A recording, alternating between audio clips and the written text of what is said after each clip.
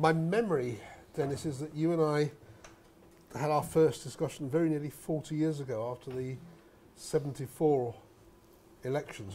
They were the first Butler-Kavanagh books, or Kavanagh-Butler books, weren't they? Yep. Our first contact, Peter's got a great memory, but so have I. The first thing was a conference being held at Newcastle. Right. And you must have been doing something on the Sunday Times, a brief column. And I remember you, I'd written something about private polls, and you wanted to carry this in the Sunday Times. And I remember you then saying to me, this is in the 1970s, and you said, will a fee of £150 suit you? And I thought that was fantastic money at the time. I couldn't believe that was the first contact, Peter. Sunday Times fees are almost as high as that now. Yes, they probably are. Yes. Anyway, look, I want to go through, we're going to have a conversation principally about the history of private polling by the political parties, but we'll leave plenty of time for discussion, so for you to either ask about that or more widely as you wish. Let's start, Dennis, with the beginnings of private polling, I think it was the 1959 election for the Conservatives, then after that for Labour. So talk about the Conservatives first. They were the pioneers of private polling. Labour was, and this is strange actually, because private pollsters have had a very troubled relationship over many years between the party and the private pollsters. There was a man called Mark Abrams, who was the first of the survey researchers, and he was a Labour sympathiser. He was a Gaitskellite, a right-wing Labour man at the time. And I think Hugh Gaitskell kind of wanted to change the party a bit. He was a Tony Blair well before the time. And the Labour Party refused to raise, I don't know, £3,000 or £4,000 at the time to finance private polling because they thought this was immoral. It was capitalism, and it's not the kind of thing a political party should be doing. And in the end, he gave a presentation in the House of Commons, and it was attended by Geoffrey Tucker, the Conservative publicity chief, who thought this was fantastic stuff about working-class Labour voters who were thinking about the Conservative Party because it was the best way of meeting their aspirations. And when the book was published eventually, Must Labour Lose?, a great text, showing how working-class voters, then their big ambition was to own a car, a fridge, a television, and the point is the Labour Party wasn't going to give them this. It was going to give them what it thought was good for them. Tucker bought 15 copies of it and distributed it among the Conservative cabinet, that these are our voters, these are the people that we've got to go for. So in a sense, the Labour Party had a private pollster on its doorstep. It never used him. It was the Conservatives who got that. And historically, that's been the success of the Conservative Party, its ability to appeal to the skilled working class. And Geoffrey Tucker at the time, I think, worked for the advertising agency Coleman, Prentice and Varley. That's right. And the Conservatives had no worries ideologically about him. That's right. Yeah, well, the Conservatives, obviously, as a business party, commercial, paying for and having the money, were more comfortable. Just a story. The great, perhaps the best slogan ever in the post-war era was in 1959, life's better with the Conservatives. That captures, with a photograph, a poster of somebody washing the car and a semi-detached house in the background. That was what the Conservatives were aiming at the time. The initial ad was things are better under the Conservatives. The two words that were excised were things and under. Okay. So that's where it started. And then the Conservatives say, well, no, we better get into this. And they partly finance Opinion Research Centre under Humphrey Taylor, who does continuous polling for them. So then the Conservatives overtake Labour. Labour does little or no polling then. Okay. So we're talking about the mid-1960s. I think Humphrey Taylor's first election was 1966. 66. That was the one where, as remember, 64 Labour had come in, small majority. Second election 18 months later in 66. The Tories by now have a new leader, Edward Heath, but they still lose quite heavily. And I think Humphrey Taylor warned them that they were going to lose. Yes. Heath was a leader who really loved data, loved research, loved, studying things. And they did a very expensive polling operation that seemed to be heading into the sands because the public polls showed, we know about 1992, somebody spoke about the 1992 disaster. This morning, the bigger disaster was 1970. And Humphrey Taylor had done survey on election day with a sample of about 140 or 150, and he said the Conservatives are going to win. He was the only man who got it right, God knows how, on a sample of 150, and that made his reputation. Yeah, but wasn't in the 1970 election, Geoffrey Tucker was still around and become then much more closely linked with the party. Yes. But didn't he and Humphrey Taylor provide Heath with the advice, the fine-tuning that actually helped Heath come from behind? Well, no? I don't think so. They were clearly Heath. You must remember that Heath, on election day, Lord Carrington had already been briefed because they expected they were going to get hammered. He'd been instructed to go up to Heath the next day and tell him to stand down. Right. So, yeah, but I mean, they were part of the, you know, the great election-winning machine and made their reputation on that basis. Now, by 1970, Bob Worcester had come on the scene. Yes. He invented, or he created Murray in the late 60s, and he became did he become the Labour's pollster for the 1970 election, or was that 74? It was around then. He was recruited very late in the day. The Labour Party was so badly organised. You've got to know just how its NEC, its party conference, were all living in a different world than much of the cabinet, not all of the cabinet, because half of the cabinet joined the conference and the NEC and, you know, out of this world as well. He was recruited very late in the day and he did a couple of polls. And I can remember talking to Bob. Ahead of the 1970 election. Ahead of the 1970 election. And I can remember Bob, he used to issue a monthly digest. Do you remember this? To all interested people. But I remember him saying to David Butler and myself when we were interviewing, he said, you know, he was looking at parties' strong positions on which issues, and, you know, and then he said to me, look, there's an issue, the environment. Nobody owns it. That's a possibility for Labour if they were interested. You know, I mean, they didn't do it, but I thought that was very perceptive of him, actually, at that time. And then Bob comes in and has a terribly troubled existence all the time. He gets his budget and his contract almost on the eve of the general election. There's hardly any polling he's allowed to do between elections. Labour Party, and he also had a big struggle to get paid from them. It was just a very, very difficult operation. But what he had was lines to the party leader in the chamber. I mean, Harold Wilson liked opinion polls. So in the February 74 election, whereas the 1970 election was the one where during the campaign it looked as if Labour was going to win and Labour lost, in February 1974 it was the other way around. Heath had called the election almost 18 months before he needed to, because there was this coal miners' strike, 3-day week, power cuts, and so Heath calls the election very suddenly, saying, who governs Britain? And it looked as if the Tories were going to win, but in the end, Labour came in, minority government, just a few more seats than the Conservatives, fewer votes, slightly more seats than the Conservatives.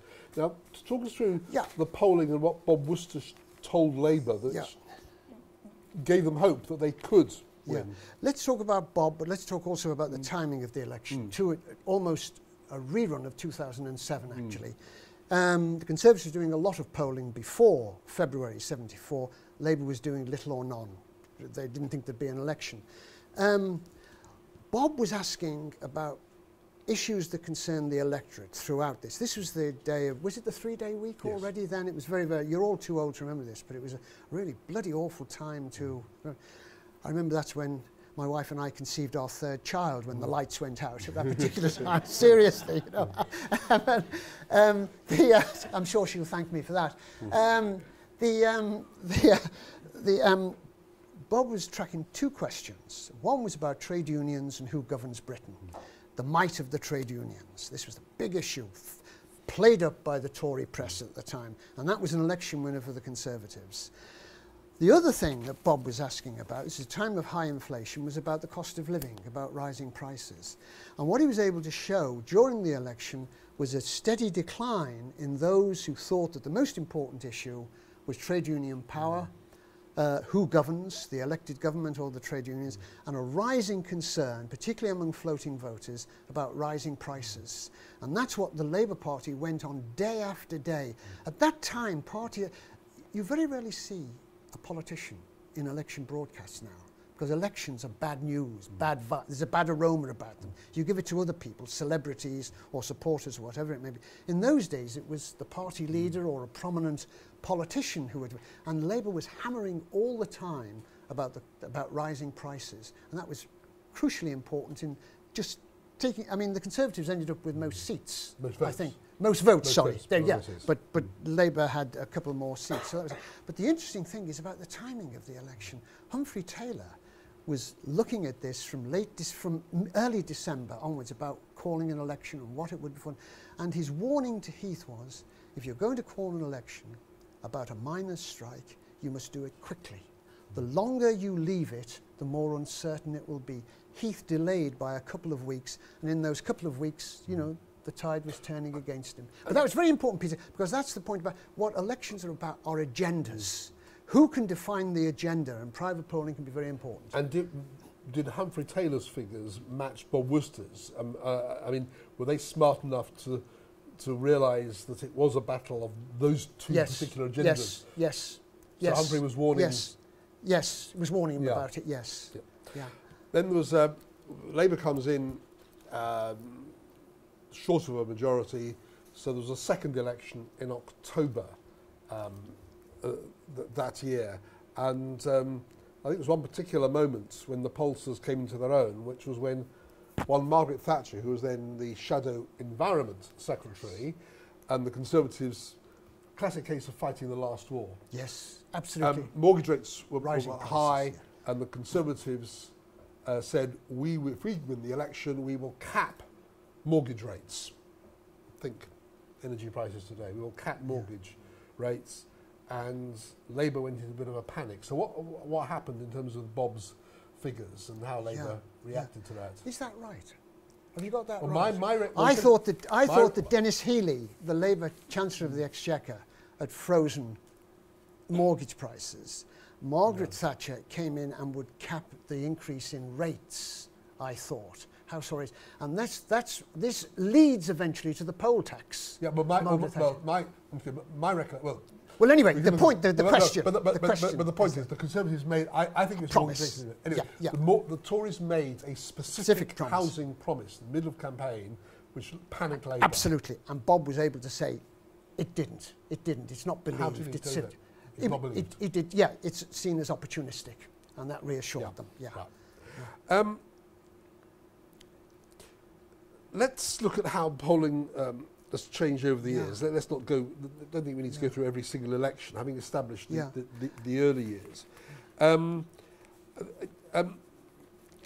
like to pick up a couple of sort of individuals because they represent, I think, major changes in the way politicians used research. So Philip Gould first. He comes in what, the late 80s, and talk us through Philip's role and influence on the Labour Party. Yeah, let's put the context about the Labour Party. You know, I've said what a terrible client they were, and Bob Worcester was constantly complaining with a good deal of justification about, you know, not getting a remit, not even knowing whether he was going to carry on as the party pollster, and often being treated handled, you know, very, very rudely and dismissively by people on the national executive. The Labour Party's problem with opinion polls was, one, it was a party that believed in inter-party democracy. It was the conference and the NEC that would decide things, not opinion polls. Secondly, it didn't need to be told about public opinion because it had Clause 4, it was a socialist party, and it knew what its voter base was. It was the working class. It didn't need anybody else, particularly an American. We haven't mentioned Bob was an American, which also didn't go down well. And he was a very successful public pollster, making a lot of money. That also didn't. So, and the party just, its whole machinery wasn't ready for making decisions. A pollster, a private pollster, needs a client who can make quick decisions. Give them a quick commission and give them a quick reaction about whether we go with this or we don't. The Labour Party had loads and loads of committees that you actually had to go through. And the third and final problem that he had, and Philip Gould had thereafter, was a lot of what Bob was saying was your stuff about trade unions, your stuff about increasing welfare benefits, your stuff about more public ownership, the public don't like this. The left didn't like it, and the left commanded the party. Philip Gould had much of the same problems later on. Now, where does Philip? Philip comes in, and what suddenly alters, he has Neil Kinnock, who buys some of it very reluctantly and his heart into it. Philip Gould comes into his own when Tony Blair becomes party leader, because they both believe in something called New Labour, and that the Labour Party has got to be reformed from top to bottom, and its image and public perceptions of it have got to be radically changed. And Tony, like to an extent Neil had before, uses Philip's polling to do that. Go on. But just want to add in one thing, because I think it helps explain it, which was that Philip was involved to some extent in the 87 election, more in the 92 election. Neil Kinnock's still leader. Yes. I remember talking to Philip, as I'm sure you did, during the campaign, and the polls again were showing Labour ahead, Labour lost. And Philip was the one person who, throughout the campaign, doubted that Labour would win.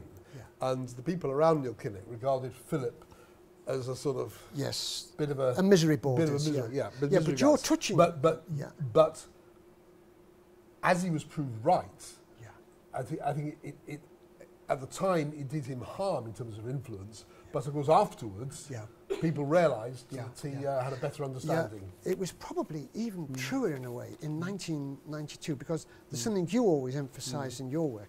You can look at a headline figure, Labour's ahead by 40 to 33. What did the other questions tell you about economic competence, about leadership ratings? And do they tell you something about the solidity of that 40 to 33?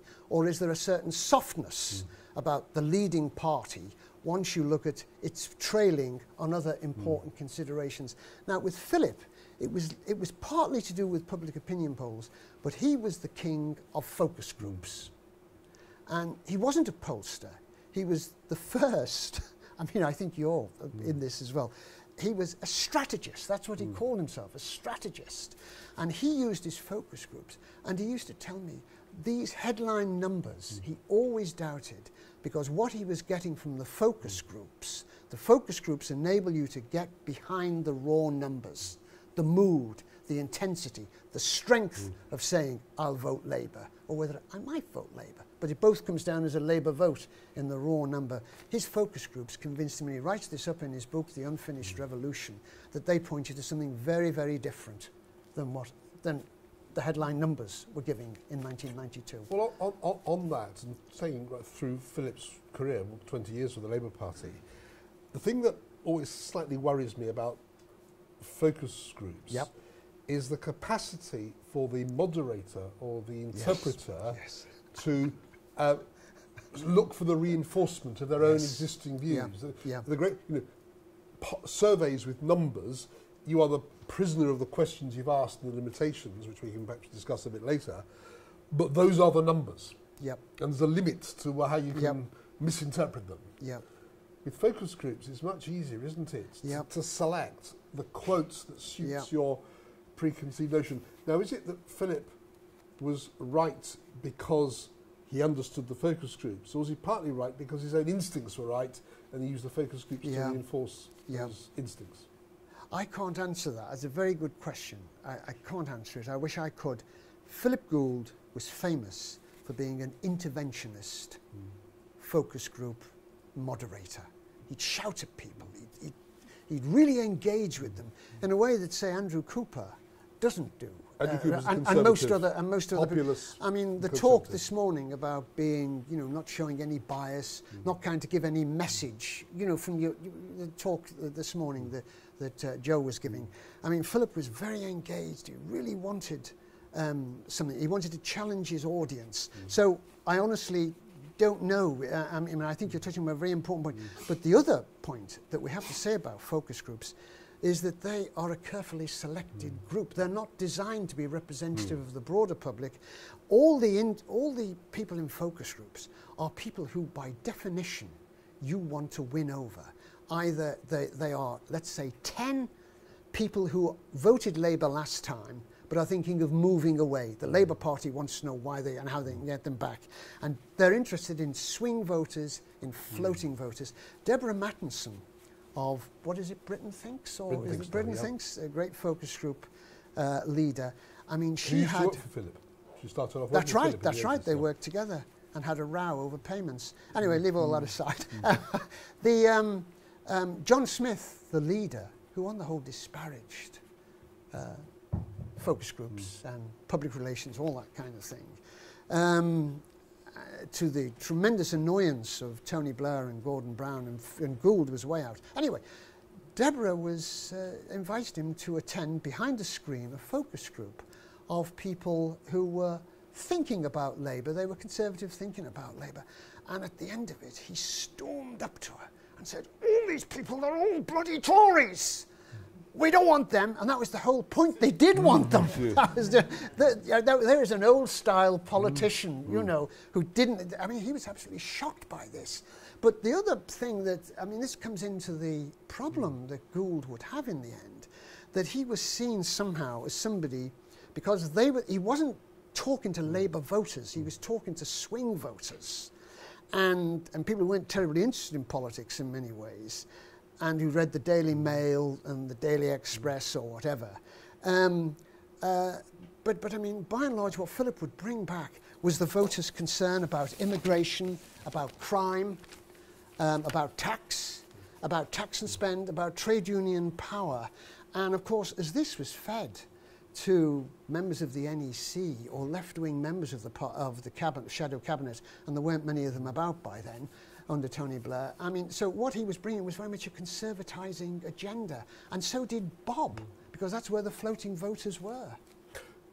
Philip, many of you will have read or read bits of Philip's book, The Unfinished Revolution, in the first edition about 10 years ago, and then a revised edition shortly before he died. Yeah.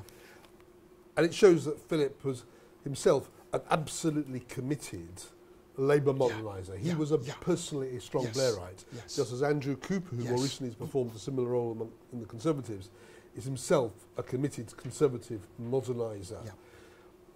Dennis, what's your assessment of the pros and cons of having as your polling advisor somebody who's not personally dispassionate but actually committed to your project? Does the commitment enhance their value or detract from their value? Yeah.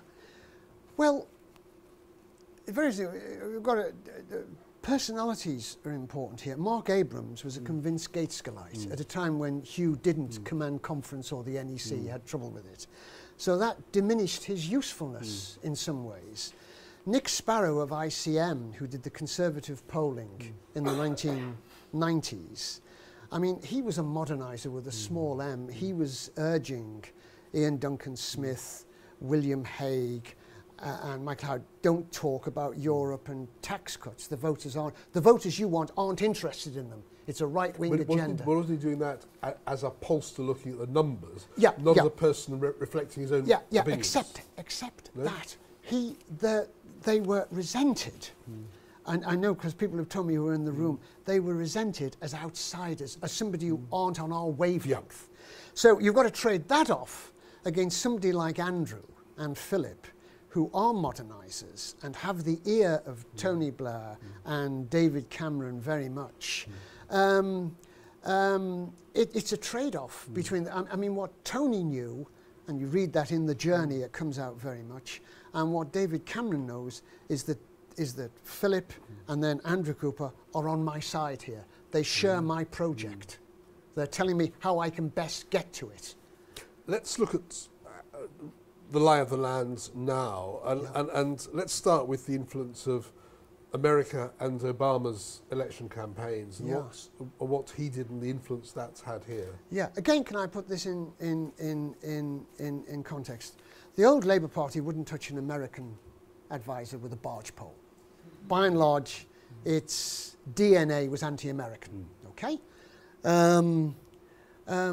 Thatcher was also, any contracts had to go to British public relations or polling would always have to go, by British. Do you remember her telling British Airways off when they got rid of the Union Jack on the thing? You've got to do that. But British pollsters always know, the latest state-of-the-art work is being done in America with huge competition, huge budgets. It's a big industry, political public relations and strategizing. it starts with Dick Worthlin, isn't it? Reagan's poster, and then Bush's, and he had masses and masses of data costing a fortune about people's values. And I remember the Conservatives, she actually was in, she mustn't have known that there was an American connection, cost a lot of money. This values research, they thought this would enable them to win the next general election, whenever it came, from 1990 onwards. And the first thing... So is this the argument that values was overtaking social class as the background determinant? Absolutely. This is the latest whiz, and Reagan had this VASP, and Dick Worthlin could go and he could, if there's a new issue, he could pull out all these from his computers thing and all that kind of thing. And anyway, Chris Patten thought it was all crap. And sorry, Chris Patten was the chairman of the Conservative then became Party chairman of the Conservative Party under John Major, and he just got rid of it. He just thought it was pointless. So then there was no more American, but it's the Labour Party that's been more interested in doing it. And then, of course, they had Mark Penn and Stan Greenberg doing things, and Stan Greenberg still does things. To American pollsters. Doing it. Again, they'd worked for Clinton, and then Obama, and then last time they had Benenson, the Benenson strategy group, who'd worked for Obama, and this turned out to be extremely unfortunate. Douglas Alexander, who's now the campaign coordinator for the Labour Party, and Philip Gould, who's no longer with us, they were rewriting their questionnaires and throwing them and really just getting rid of all this stuff. I think I can now say, because we did the field work for a number of the Benenson questionnaires, and the questionnaires were awful. And they just awful in the sense that the language might work in America, but it didn't work in Britain. And then when I would say, hang on, I think you need to change the wording, they basically said, you're paid just to do the field work, do as we say. And so then I would get hold of somebody in the Labour Party or Number 10, and sometimes they would intervene and sometimes they wouldn't. And not a wholly enjoyable or successful operation. If I can just say, writing with David Butler and I, we've written these election books, and we make a point of, on the whole, for libel, but also wanting to get the story straight, of showing the text to people in advance. We don't give them the right of veto, but it's just to get the reaction to this kind of thing. The most fastidious readers of the manuscripts, the most paranoid interpreters of being the pollsters, particularly the private pollsters and the PR. And again, if I say we could edit this out, I mean, I'd written something about the Benenson thing, and I was threatened, if that goes in, we're going to sue you. It was just something about what we were talking about their questions and that kind of thing. So they're very, very sensitive, Now, to come back to the question you asked, I just put that in the context. The latest whiz kid on the block is the people who've been working for Obama in last year. And what is so interesting is that he is going to work for the Conservative Party. You know, normally it's been a link between the Democrats and the Labour Party, Republicans and the Conservative Party, for obviously political sympathy reasons. And what they're doing is this segmentation model. I mean, increasingly, pollsters and private pollsters are breaking things down. You know, they used to do it by social class, by party loyalty and how you work last time, about where you are on particular issues. But now it's getting much, much more sophisticated. Can you give some examples of the kind of segments that are beginning to matter? Well, the segments would be the worried aged. You know, the people who are struggling. There is the one that I was being told about last week was the in-play centre, who are basically people in their 30s and 40s, worried about their kids' schooling, worried about their, they're not attached to any political party particularly. They're just worried you're going to give them the best deal. And this is Labour's cost of living. Is very important for that particular group. And, I mean, the Conservatives are working with about 8 segments.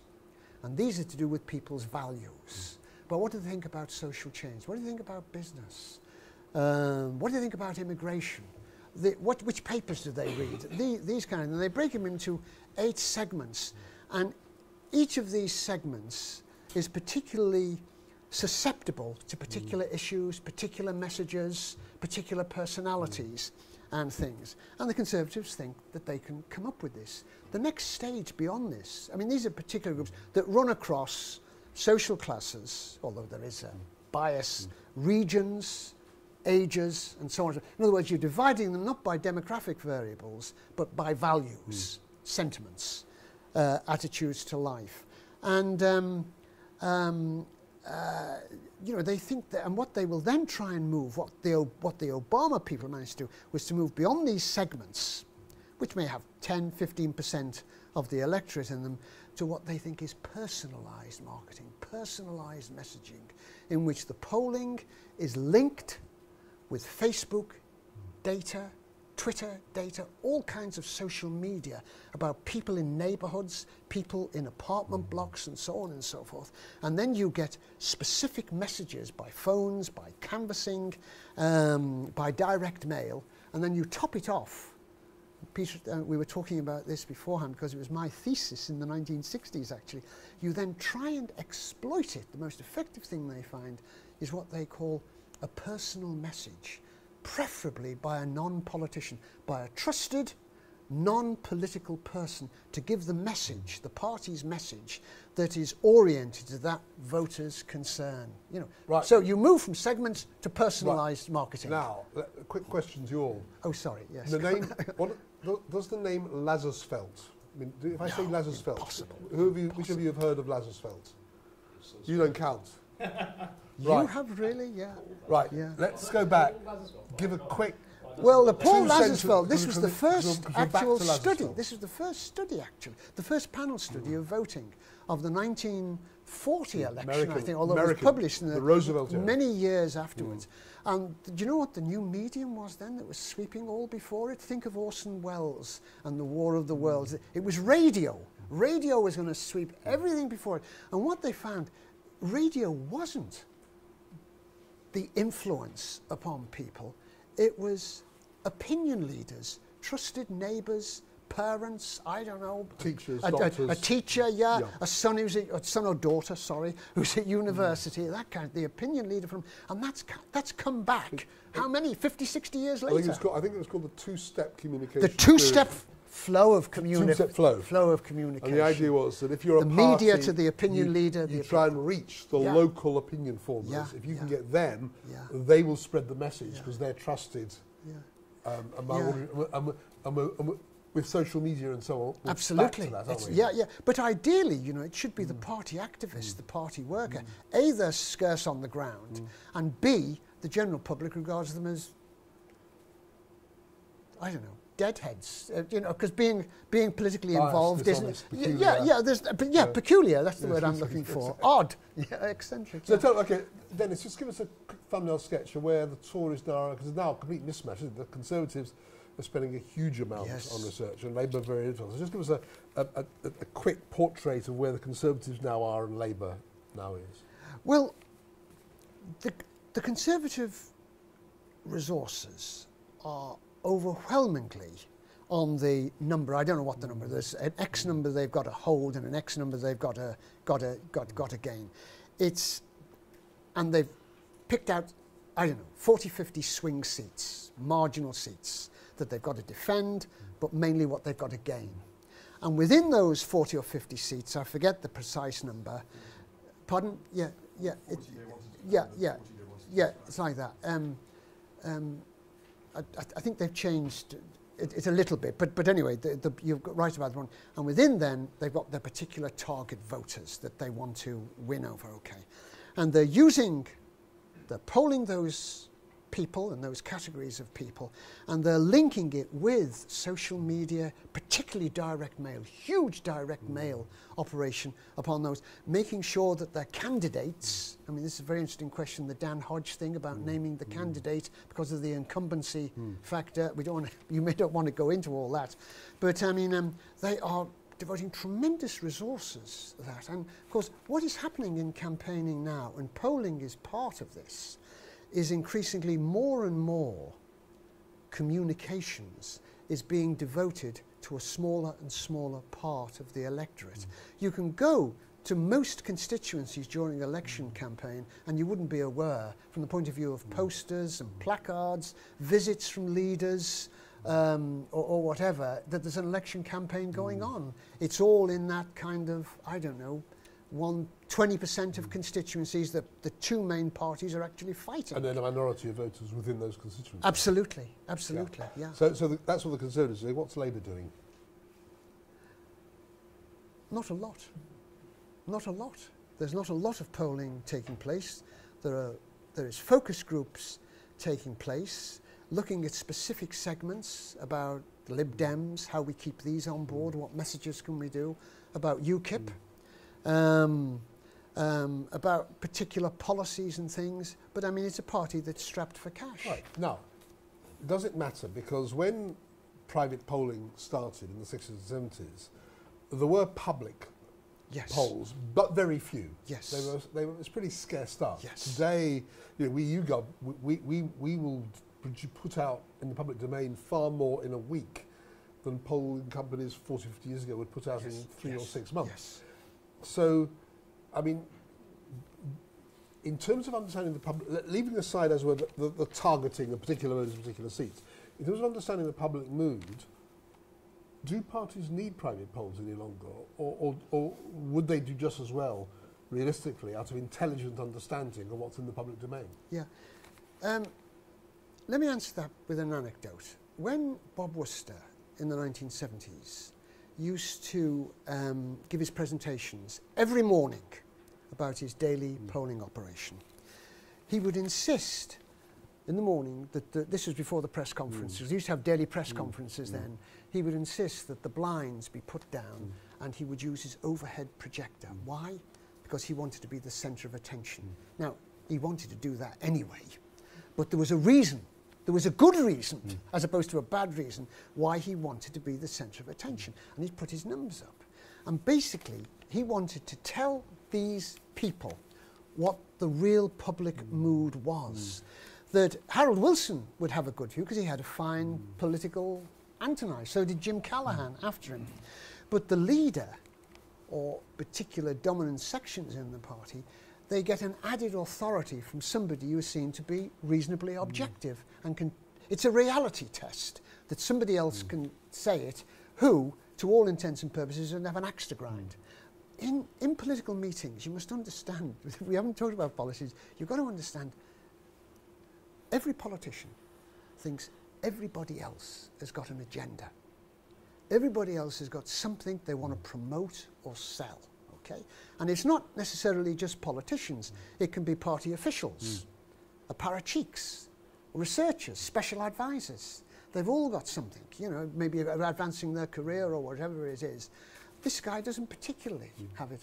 And at the end of the day, private pollsters, Peter may correct me or he may not comment, I mean, they're paid absolutely chicken feed for the private polling. I mean, they don't make any money from it at all. What they want to do is gain publicity, and then they can profit from it, like Moray did, and like Saatchi and Saatchi did after '79. So he's an outsider, and he can probably say what the leader wants to say, reinforce what the leader wants to say, about where the party should be going. What I'm wondering is that and I suspect this applies in many areas of advice, is that if somebody goes along to a party strategy meeting and says, here is something that was in the Times or Guardian yesterday, a poll finding, and I think it's particularly important, it will have far less impact than if he says, here is a private figure that has not seen and won't see the light of day that we've done for you. And it may objectively be no more important, but the existence of the private data, the fact that the politicians feel they're being drawn into being inside, and that's something that other people don't have, this perhaps has undue weight on the decisions they then... Yes, you're absolutely right. There's always this sexual, almost frisson, that it's a private poll or a private memo, that you are going to listen to this private polling, which may be identical to what a public poll is, but it's a private one that we've specially commissioned. There's one thing, Peter, actually, why would the leader want it? Now just think, do you know what I think the private polls have been most important for over the last 20, 30 years? In the party leaders who've wanted, reluctantly in Neil Kinnock's case, wholeheartedly in Tony Blair's case, and wholeheartedly in David Cameron's case, they've been vitally important in strengthening and reinforcing the modernising party leaders' modernising mission, coming up day after day, and generally driving both the Conservative Party and the Labour Party to the chagrin of the right of the Conservative Party and the left of the Labour Party towards a middle ground. We talked about Philip Gould and the Tony Blair modernisation. Yeah. Can you give us examples of where the Cameron modernisation project has been supported by polling research? Yeah, well, I just think the priority of the NHS in 2001 and 2005, the Conservative Party hardly spoke about education or health. It was Europe and tax. There was almost nothing, and the shadow spokesmen in 2005 weren't in the shadow cabinet, Lansley and Tim Collins. So that's what they had to talk about, those, and of course, not talking about Europe. We mustn't, Cameron's words, we must stop banging on about Europe. And more recently, and we must stop talking about immigration. That was again part of the modernising and thing. wasn't the gay marriage, wasn't that absolutely supported absolutely by? And that's very important, you see, because if you're David Cameron and you're faced day after day with the stuff on the Conservative Home site, you've all seen this sometimes about the Conservative Party activists, they're all saying they're resigning and they're joining UKIP because of gay marriage and so on and so forth. And you're looking at the letters to the Daily Mail and the Daily Telegraph and the editorials about gay marriage. I mean, this is a real risk. If you look at the opinion polls, you know, overwhelmingly people are in favour of it. You know, the volume of letters into number 10, I mean, I was told this, the volume of letters is dominated by hostility to gay marriage. Okay? And recently they had a meeting, and there's all these claims about, you read in the Daily Telegraph, thousands of Conservative activists and members have resigned. Fact? What's the truth? The Conservative Party has lost more members through people dying off than it has through resigning over gay marriage. So it can be important, yeah. Now, I want to open this up. I'm going to carry on talking until I see hands go up. And I'll tell them, well, I'm going to tell one anecdote, and hopefully some of you started to think of something. So I've seen you start. And this was my own personal experience about 10 or 12 years ago when fox hunting, Labour government was fairly new, and fox hunting was coming up. And there was one Labour MP, somebody I knew and know, who had more money than most, and who wanted, he was telling me he was getting a lot of constituency mail saying, don't vote to ban fox hunting. And it was a marginal seat, and he was worried that he might lose his seat over this. So he got me to commission a poll in the constituency, which was useful for various other reasons as well. But one of the questions we asked is, what are the issues you think your MP should concern himself with? And they would give an answer, anything more. And then Keith would say anything more until the respondent had dried up. And this was a poll of 700 people in the constituency. On one person mentioned fox hunting. Yeah. And that the contrast between that and this orchestrated, tiny, vociferous minority was quite useful. Now, so. Obviously this is very much a conversation about election cycles, polling and managing the election process. How do we think about the relationship between polling and policy development? And how should or shouldn't we be using polling in policy development? And how should other actors like NGOs, and do they, to what extent do they, use polling in their efforts to get into the policy process? Can we take a couple of questions? Yeah, let's do that, yes. Some more? Yeah. I'm getting the impression that polling and campaigning almost moving in a niche marketing direction. Oh, yes, yes. And I'm wondering if that's because of relatively low turnout, especially Yeah. in the US. And therefore it makes sense to identify your best prospects and focus your campaigning efforts on them, rather than the mass traditional campaigning with posters all over the place. Okay, and yeah. I was wondering if you could say a few words about diversity of campaigning that's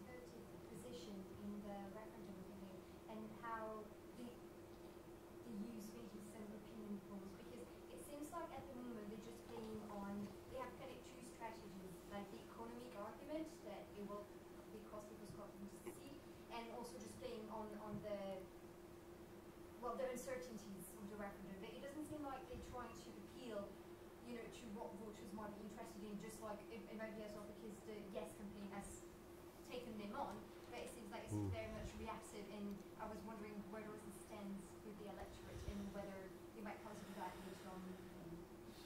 Well, you go on. You. Oh, you have a go. I've done a lot of talking. I'll give some answers, then you tell me where I'm wrong. Think tanks, NGOs are increasingly, in terms of policy development, there's much more polling now being done. I mean, partly because, I think one of the influences that YouGov has had is that we brought down the cost of doing it online, that we can do far more, far faster, and far more economically, and therefore it's a more usable tool for people in the policy world. I think the difficulty is always that there's a tension between whether you're really trying to use research to develop policy or use research to sell policy. And I'm not always sure whether even our clients are clear about the distinction between the two. I'm actually, in a way, old-fashioned. I'm not sure that polling is a good way to develop policy. Yeah. It's a good way to get people to understand what voters are worried about or hope for. In other words, what is the context in which you're developing policy? I think that's can be very important and very useful. And it can also be useful in fine-tuning the messages. What worries me is when groups, or indeed political parties, basically seek polls just for publicity, to say the public are on, when they want to go to lobby government and say the public are on our side. And one of the difficulties all respectable polling companies have, is that quite often what clients want to do is to twist the question to get the answer they want. And what we always say to prospective clients is, if you use a biased question, people will see through you. It'll be utterly counterproductive. 9 times out of 10, they accept our advice, and we ask what we believe to be impartial questions. 1 time in 10 or 1 time in 20, they resist, and sometimes we won't do the work. And occasionally, I'm sad to say, we see our rivals ask questions which we wouldn't ask. But people have that. One of the points about competition is you compete over standards as much as anything else. Niche, and I think that picks up what Dennis said. And there's a good reason which Dennis laid out. If you can identify who are the key voters within the key seats. So if you can identify the 5,000 voters in each of 40 seats that will turn the election, that's 200,000 people. And if you can understand them and get to them, then you're on the way. What I would say is this: I still think, maybe I'm just old and old-fashioned, that in the end, elections tend to turn on much bigger perceptions which cover everybody. In other words, I'm not sure in practice it's that easy or that successful to go so targeting that you miss the big picture. The big picture that Neil Kinnock didn't look like a Prime Minister, that Black Wednesday had wrecked the Tories' reputation for the economy, that William Hague and Michael Howard just looked far too extreme, that by 2010 Gordon Brown looked as if he's the man who'd driven the economy into the ditch, over the cliff. Or in the 1974 election, the swing from it being a who governs Britain election to a cost of living election.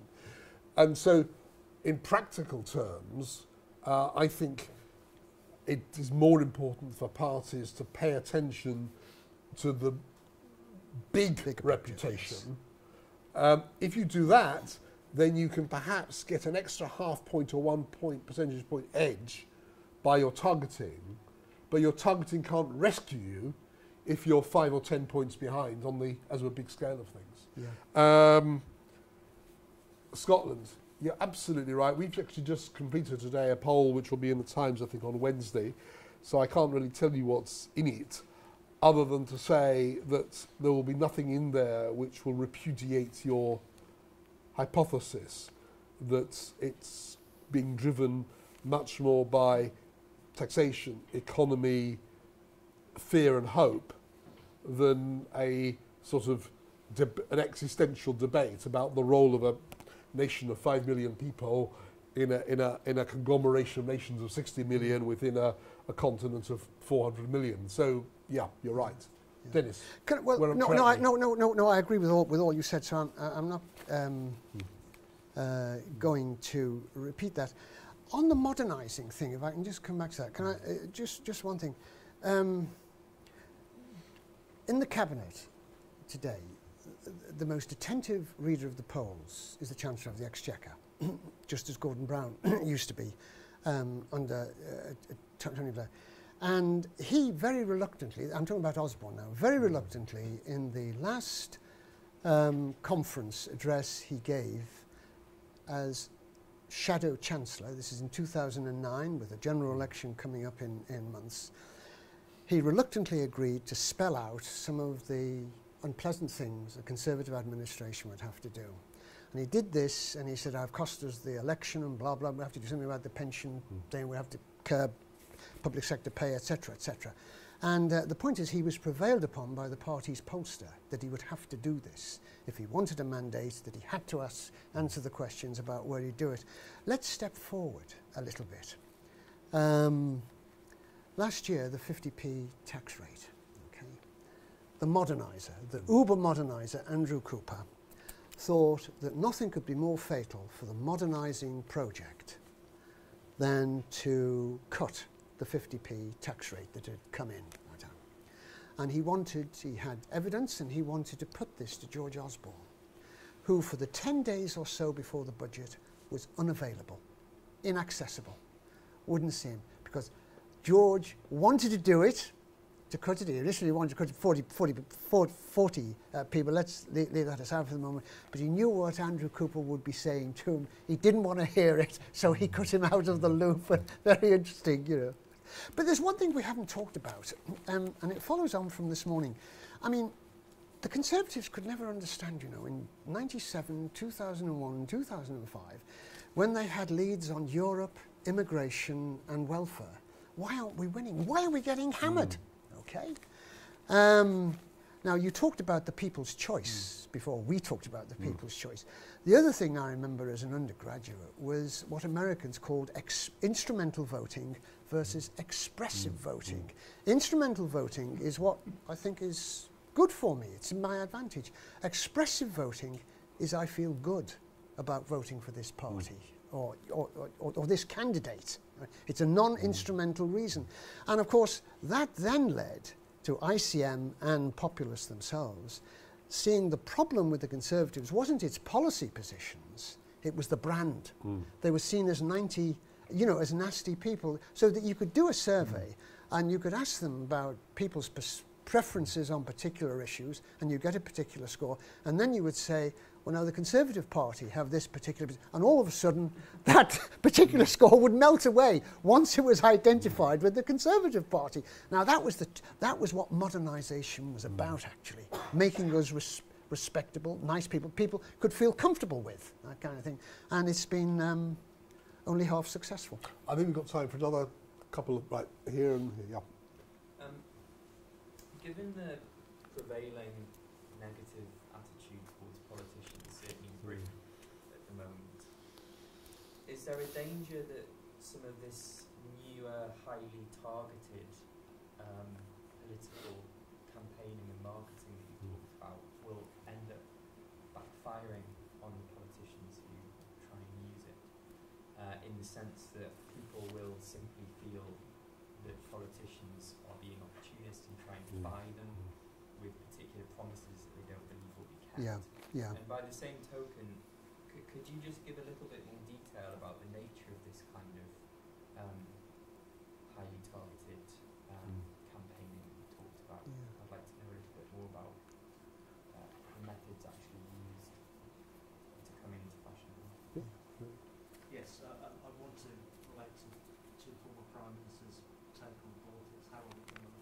honesty of all things. And Harold Wilson saying a week is a long time in politics. Yeah. I was just thinking about the 1970 election, the February 74 election, particularly, and what it might mean for, say, the referendum and the upcoming election in 2015, because maybe if the election in 1970 had been held on June 11th, Yeah. and June 18th, we might have had a very different result because the payments hadn't Yes. or been talked about as having Yep. a major effect. And of course, the regional influence of somebody like Enoch Powell in the West Midlands, which in a close election ended up proving decisive. And West Germany knocking England out on the Sunday from the World Cup, quarterfinals of the World Cup. That Yeah. as well. Yeah. And how much that could change, say, if Alex Salmond could pull a rabbit out of the hat in terms of an event in the short lead up to the referendum, or in the 2015 election where George Osborne could pull a rabbit out of the hat, or just some event occurring which can change it, and how we can account for that. I'll give it one on that, sentence to both, and then you take over, Dennis. I agree with you entirely about backfiring. I think that politicians can be, and often are, too clever by half, and because the public, one thing is that as a pollster, I come to you know that the public do not follow politics and politicians too closely, but they do have an extraordinarily uncanny ability just to tell when somebody's spinning them a line, when they're not being sincere, when they don't really mean it, when they're being evasive.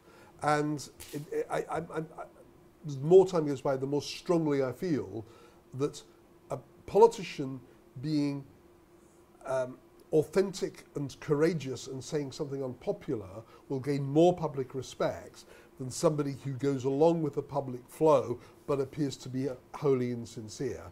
As to your point, Macmillan-Wilson referendum, I'm not sure. I think Labour was always going to, looking back, I think Labour was going to lose the 1970 election, because what happened is Labour had been miles behind for ages, and its recovery in the early months, the reel was very shallow. And I think they'd have been better off waiting to the autumn and trying to bed down Labour's recovery. And I think looking back, it was too fragile, and it ended up blown away. And had the election been a week earlier, the campaign would have started a week earlier. I think a 4-week campaign at that stage was in retrospect, I think, going to blow it away. You may I agree. Disagree. I agree. Well, just on targeting, it's much easier to do now. In the old days, all you had was party workers knocking on doors, canvassing. It's very difficult to do that now. But I mean, I think modern technology, the direct marketing, the ways that you can get through to people, and the information you've got, not least Sainsbury's and Tesco's and others, the information they've got about what you bought and how they can communicate with you. It's much easier to target people nowadays. The point about the electorate may get cynical about it. Yes, the more information that the politicians have about what voters want, well, what do they do with it? Now, Tony Blair makes the point, and Mrs. Thatcher would always make the point, and this is why she ended up with the poll tax getting it wrong. Her privatisations, water, electricity, nobody liked them until they were done. People would acquiesce in them, okay? And that she took the same view about, well, they'll put up with the poll tax in the end. Tony Blair took the same. Tony Blair's book, My Journey, or what is it? A Journey, or what? A Journey, whatever it is. But it's basically my journey, isn't it? That's what it is. It's me. His whole thing is the polls can be wrong. I mean, people will respect leadership. He makes the point that a journey is really about the need for change. It's all about change, change, change, change all along, and the resistance that you face, particularly trying to change the public sector or public services. But he's particularly interesting about tuition fees, which he nearly lost in the House of Commons, because he couldn't carry, as many of his party with him as he wanted. But he made the point, you can look at tuition fees, and the public opinion polls say people are against them. If you look at what he calls elite opinion, people in the universities, you know, people who know about the issue, who know about the financial crisis facing Europe, this was the way to go. And that's what you do. And in the end, I mean, everybody accepts tuition fees now.